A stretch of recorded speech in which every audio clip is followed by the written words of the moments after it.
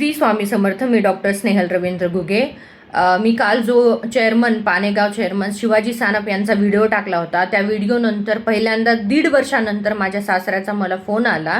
त्यांचे 4 कॉल आले. त्याच्यानंतर मी 5व्या कॉलला जेव्हा रिसीव्ह केलं, त्यांनी त्यावेळेस मला खूप गलिच्छ अशा प्रकारच्या धमक्या दिलेल्या आहेत. त्यांनी मला त्या धमक्यांची रेकॉर्डिंगसुद्धा मी केलेली आहे आणि ती रेकॉर्डिंग मी पानेगावचे पोलीस पाटील जे आहेत त्यांच्या मोबाईलवरती ती धमकी टाकलेली आहे.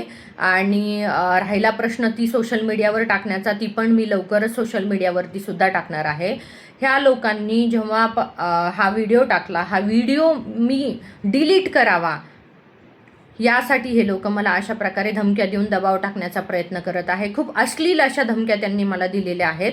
त्या पण तुमच्या लवकर समोर आणणार आहे. दुसरी गोष्ट, सकाळपासून जे मोहपुरीचा सरपंच आहे माऊली चाटे, या माणसाचा सुद्धा, या व्यक्तीचा सुद्धा मला सकाळपासून कॉल येत आहेत.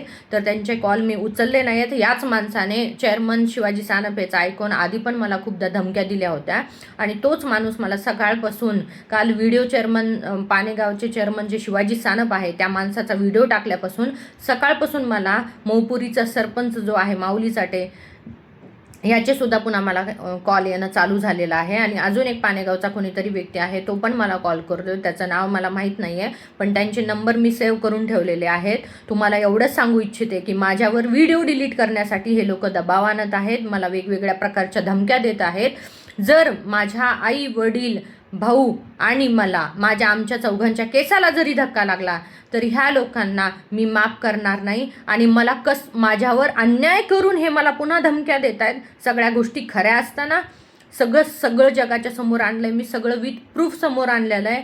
काहीही माझी चूक नसताना माझ्यावर अन्याय हे लोक करतायत आणि अन्याय करून पुन्हा मला धमक्या देत आहेत. उलटी एवढी ह्यांची हिंमत का वाढली? कारण ह्यांचा कुठं तर राजकीय दबाव माझ्या या प्रकरणावरती आणण्याची त्यांना माहिती आहे की आम्ही आणू शकतो, म्हणून हे आत्तापर्यंत माझ्यावर अन्याय करून पुन्हा मलाच धमक्या देते ते लोक.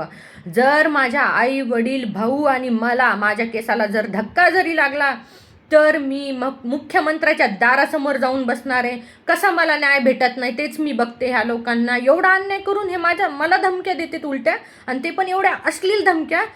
ती जर रेकॉर्डिंग ऐकली ना तुम्ही विचार पण करू शकत नाही की त्यांनी माझ्यासमोर अट काय ठेवली, तू फारकत दे नाही तर तुझं असं करू आम्ही म्हणून. अशा प्रकारे हे धमक्या देतात मला. हे व्हिडिओ डिलीट करण्यासाठी अशा प्रकारे दबाव आणतात. हे खोटे माणसं असून अन्याय माझ्यावर करतात आणि माझ्यावर दबाव आणतात. जर माझ्या आई वडिलाला कोणी हात जर लावला तर मी ह्यांना माफ करणार नाही आणि मी मुख्यमंत्र्याच्या दारात जाऊन विषाची बॉटल घेऊन दारात बसणार आहे. मला कसं काय न्याय भेटत नाही तेच बघते मी. कोणत्या आमदाराचं कोणत्या खासदाराचं चलते ते बघायचं आहे मला. माझ्या आई वडिलाच्या आणि माझ्या भावाच्या जीवाला धोका आहे. मी पुण्यामध्ये एकटी राहते, माझ्यासुद्धा जीवाला धोका आहे ह्या लोकांपासून, ज्या प्रकारे हे मला सरेआम धमक्या देत आहेत.